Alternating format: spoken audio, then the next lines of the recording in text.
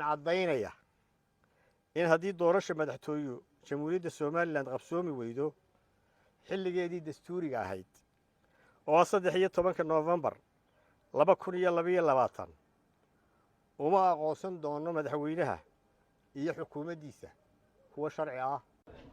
كل أربعينات كيسانو كوقبت هالكاد وهو يقول كده جي كده هرجيسة دكتور عبد الرحمن محمد عبد الله عرو مشرح مدحوينه حسب جماعة عرض كوضاني أي وحوسي أضاق أودا ليلي وقامين تحلي جن مدحوينه بيه حكومة ديسة وحوسي جرو سوقات أريمها دور شوين كوت المامي إن حلي جن أنا ديار كاهين حكومة دويني كير جلسوا كده هالدلكا هاي سوقي وينا وقبتي شغالان بحسن هذا هاي معمول حمو يده فرنان لان dimuqraadiyaddii iyo xorriyatul qowlkii aynu korinaynay aynu arkayno in lagu hayo dagaal meesha lagaga saarayo oo lagu curyaaminayo waxaa nasiib darro ah iyo dhaxal xumo weyn in 30 sano ka bacdi qarankeenu jiray aynu ka warwarayno in dimuqraadiyaddii iyo xorriyatul qowlkii tiirdhexaadka u ahaa dawladnimadeena casriga ah ee aynu dhisannay dawladnimana aynu ku doonayno in maanta soo noqoshadeennii kadib aynu ka warwarayno xorriyatul qowlkeennii iyo dimuqraadiyadeennii shalay waxaa madaxweynuhu ka war akhriyey baarlamaanka jamhuuriyadda somalilan khudbad sannadeedkiisii dastuuriga ahaa tii ugu dambaysay muddaxileedkiisa waxaa shacbiga axsaabta iyo daneeyaasha somalilan filayeen inuu si cad oon mugdi ku jirin uga hadlo arrimaha doorashooyinka si shacbigu ugu diyaargaroobo xilliga doorasho kastaa qabsoomayso doorashooyinkana ay ugu mudan tahay uguna soo horrayso doorashada dastuuriga ah ee madaxtooyada oo ku beegan 13 Noofembar 2022 muuse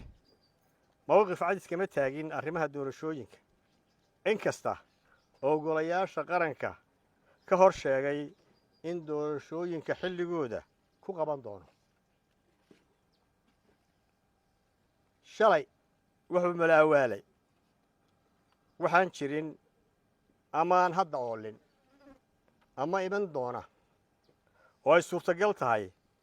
in doorashooyinku dib ugu dhacaan awgood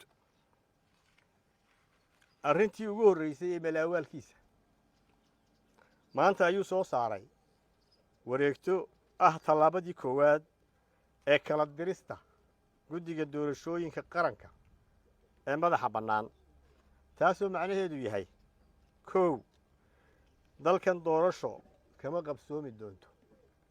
doorasho madaxtooyo iyo mid kale toona jadwalkii diiwaangelinta ee ay ku heshiiyeen madaxweynaha axsaabta qaranka iyo komishanka qaranku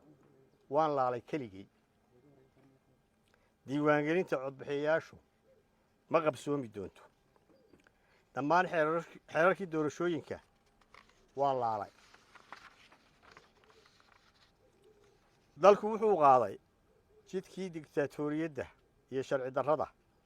taasoo horseedi karta